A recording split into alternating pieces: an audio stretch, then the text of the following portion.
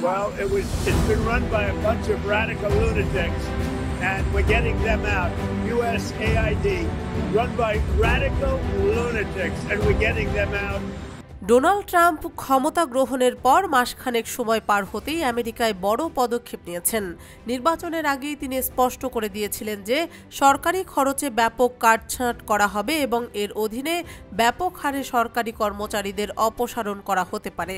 এমন ঘোষণার রেশ ধরেই ট্রাম্প প্রশাসন রবিবার ঘোষণা করেছে আমেরিকান আন্তর্জাতিক উন্নয়ন সংস্থা United states agency for international development USAID এর বেশিরভাগ কর্মীকে ছুটিতে রাখা হয়েছে। জানা গেছে কর্মীর সংখ্যা হ্রাস প্রচেষ্টার অংশ হিসেবে প্রায় 2000 কর্মচারীকে একসঙ্গে ছাঁটাই করা হচ্ছে। 24 ফেব্রুয়ারি সোমবার এক প্রতিবেদনে এই তথ্য জানিয়েছে ব্রিটিশ সংবাদ মাধ্যম BBC। সংবাদ মাধ্যমটি জানিয়েছে ট্রাম্প প্রশাসন USAID এর বেশিরভাগ কর্মচারীকে স্থানীয় সময় রবিবার মধ্যরাত থেকে প্রশাসনিক ছুটিতে পাঠিয়েছে। কর্মচারীদের কাছে প্রশাসকের কার্যালয় থেকে পাঠানো একটি ইমেইল দেখেছে বিবিসির American news partner CBS news. ওই ইমেইলে বলা হয়েছে জনবল কমানোর প্রচেষ্টায় প্রায় 2000 কর্মচারীকে ছাঁটাই করা হচ্ছে। তবে এর ফলে প্রশাসনিক ছুটিতে থাকা বা বরখাস্ত হওয়া কর্মীর সংখ্যা হবে অন্তত 5800 জন, যা সংস্থাটির মোট কর্মীদের অর্ধেকেরও বেশি। প্রেসিডেন্ট ডোনাল্ড ট্রাম্প প্রাথমিকভাবে হাজার হাজার USAID কর্মচারীকে সরিয়ে দেওয়ার চেষ্টা করার কয়েক সপ্তাহ পরে এই পদক্ষেপটি সামনে এলো। যদিও আগের সেই পদক্ষেপটি আইনি চ্যালেঞ্জের মুখোমুখি হয়েছিল।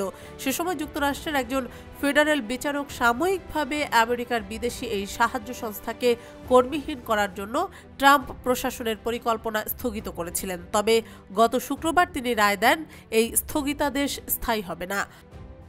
আবার সংবাদ মাধ্যম CBS জানিয়েছে প্রায় 4200 জন USAID কর্মীকে ছুটিতে পাঠানো হবে। 1961 সালে প্রতিষ্ঠিত USAID এর সম্প্রতি ব্যয় সংকোচনের আগে প্রায় 10,000 কর্মী কর্মরত ছিল। কর্মচারীদের কাছে পাঠানো নোটিশে স্পষ্ট করা হয়েছে যে গুরুত্বপূর্ণ কার্যাবলী বা নেতৃত্বের দায়িত্বে মনোনীত কর্মীদের ছাড় দেওয়া হবে। তবে কতজন কর্মচারীকে গুরুত্বপূর্ণ বলে গণ্য করা হয়েছে তা স্পষ্ট নয়। কর্মীদের কাছে পাঠানো ইমেইলে বলা হয়েছে USAID বিদেশি কর্মীদের জন্য স্বেচ্ছায় ফিরে যাওয়ার জন্য তহবিলও দিতে চায়। বিচারক কার্লস নিকোলস গত শুক্রবার রায় দিয়েছেন ট্রাম্প প্রশাসন কর্মীদের ছাঁটাই করার পরিকল্পনা চালিয়ে যেতে পারে। এ সময় সরকারের পরিকল্পনা আটকাতে কর্মচারীদের আবেদনও খারিজ করে দিয়েছেন তিনি। বিদেশে যুক্তরাষ্ট্রের বিশাল ব্যয় নিয়ে ট্রাম্প ও ইলন মাস্ক বরাবরই সমালোচনা মুখর ছিলেন।